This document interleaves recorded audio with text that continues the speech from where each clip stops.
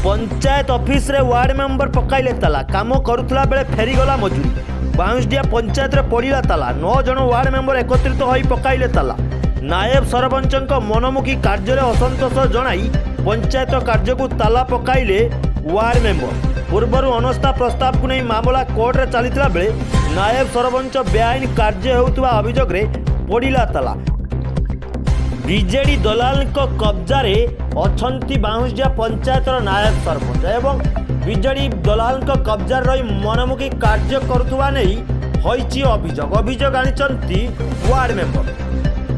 पंचायत नियम को अवहेला करी नायब सरपंच निज इच्छा भाव में काम करुछंती। बारंबार वीडियो को जणाया पर कौन कार्यानुष्ठान न हेबारु ताकू विरोध करी सेमाने एही आंदोलन करछंती। जे पर्यंत यार समाधान न हेबो से पर्यंत ताला बंद रहिबो। अन्य पटे नायब सरपंच को जोगाजोग करिया पई आमे चाहिथिलु किंतु तांकर कौनसी प्रतिक्रिया मिली पारि नथिला।